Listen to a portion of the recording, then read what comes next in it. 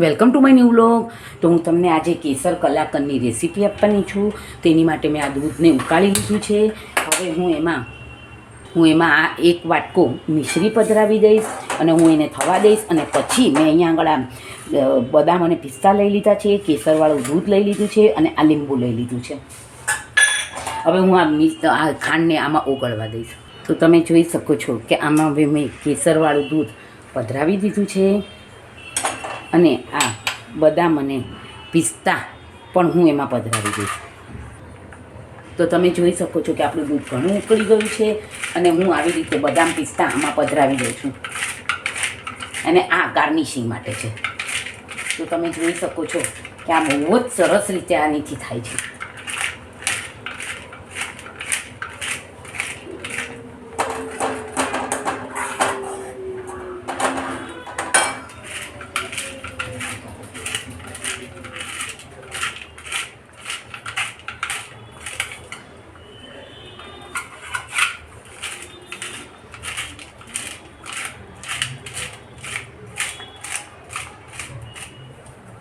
હવે હું આને થવા દઈશ અને આમાં આ લીંબુ છે એના 2 જ ડ્રોપ્સ એમાં નાખી દઈશ.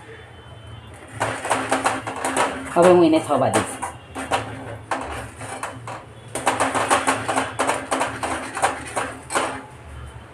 મેં આમાં 1 ટેબલ સ્પૂન ઘી પધરાવી દીધું છે.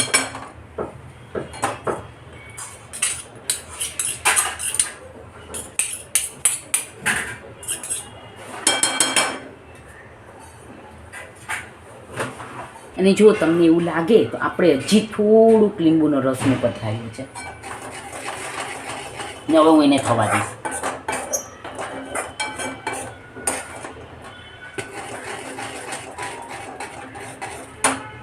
તો તમે જોઈ શકો છો કે આપણું ડ્રાયફ્રૂટ કલાકંદ ઓલમોસ્ટ રેડી થઈ ગયું છે. હવે હું આને ગોટી પડતું છે કે નહીં હું એને તમે કરીને જોઈને દેખાય ચેક કરી લઈએ આપણે. અને મેં આને ઘીથી ગ્રીસ કરી લીધું છે. તો તમે જોઈ શકો છો કે હજી આપણું આ એકદમ જ ગોટી પડતું નથી થતું, તો હું એને હજી થવા દઈશ. જોઈ શકો છો કે આપણું સરસ ગોટી પડતું થઈ ગયું છે. હવે હું આમાં પધરાવી દઈશ. તો તમે જોઈ શકો છો કે આપણું સરસ થઈ ગયું છે. હું આમાં પધરાવી અને ગાર્નિશિંગ કરીશ અને તમને પીસીસ કરીને દેખાડીશ.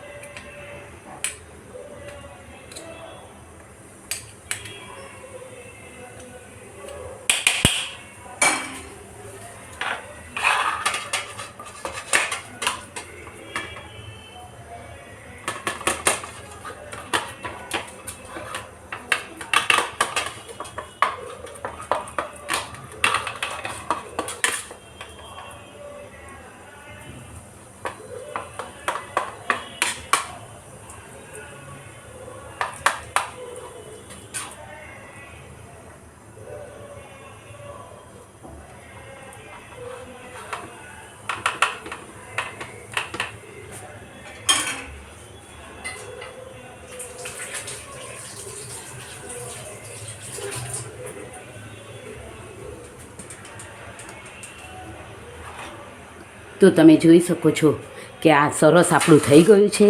હવે હું એને આ બદામ પિસ્તાથી ગાર્નિશિંગ કરી લઈશ. તો તમે આને ઘરે જરૂરથી ટ્રાય કરજો ડ્રાયફ્રૂટ કલાકંદ માટે. અને મારી નવી નવી રેસીપી જોવા માટે મારી ચેનલને લાઇક કરજો, શેર કરજો, સબસ્ક્રાઈબ કરજો. તમે જોઈ શકો છો કે આપણું આ સરસ કલાકંદ તૈયાર થઈ ગયું છે. તમે આને ઘરે જરૂરથી ટ્રાય કરજો.